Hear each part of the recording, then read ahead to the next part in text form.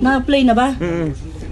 Sa kuha ng CCTV, pasado alas 3 ng umaga, April 13 sa Barangay Lower Magsaysay, makikita ang isang lalaking yan na may sinindihang isang bagay. Nang masindihan, bumelo ang lalaki at saka inihagis ito at saka sumibat.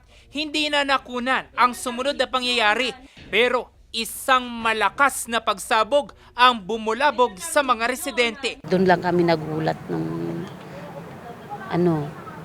yung bata pumunta rito. Mga siguro nasa edad na 23 yata or patas. Yun, tas may hawak na itim na na nakabalot sa plastic.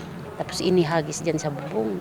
Malakas po yung pagsabog. Nagulat lang kami. Parang natataranta nung nakita niyang may nakakita sa kanya. Kaya yun, umalis, bigla. Butas ang bubungan ng establishmentong yan kung saan bumagsak ang ibinatong improvised explosive device ng lalaki. Sa lakas ng impact, maging salamin ang paupahang bahay na ito, nakatapat ng establishmento, nabasag.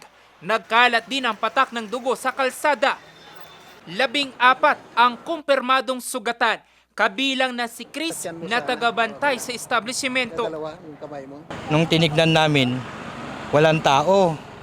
Nung pumasok kami, nung bumalik na kami doon sa loob, biglang may sumabog. Sa paunang investigasyon, lumalabas na improvised explosive device ang inihagis ng isang 32 anyo sa lalaking minero sa bubungan ng establishmento.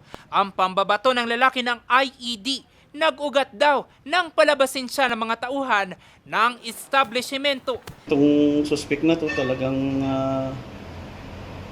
may kaso pa siyang nauna before the incident. May chinansinningan sa babae kaya siya pinalabas sa store. Sabi ng suspect, binugbog daw siya kaya bumalik siya. Pagbalik niya, may dala na siyang IED. Ayon sa Baguio City Police Office, rehistrado bilang kainan ang nasabing establishmento. Pero ginagawa raw itong isang pasugalan. Mariin naman itong itinanggi ng mga empleyado ng naturang establishmento. Mga gamit lang. Gamit lang na... Yung mga gamit nila, boss lang dyan. Kasi, pan lang yan, stock room lang namin. stock room. Oh. Wala pong yun, walang painuman. Walang painuman dyan. Sinong boss nisa? Nasa, lang, sa La Union lang siya. Oh, kaya iniintay namin ng umakyat. As to yung area na yan, i-validate pa natin and gagawan natin ng malalim na investigasyon po.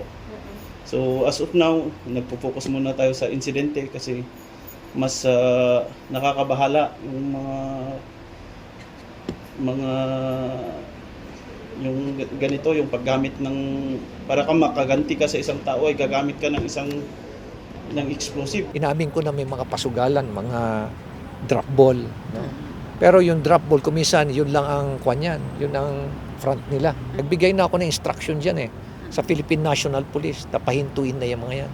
Sa ngayon, nasa kustodiya na ng Baguio City Police Station 2 ang suspect na mahaharap sa patong-patong na kaso.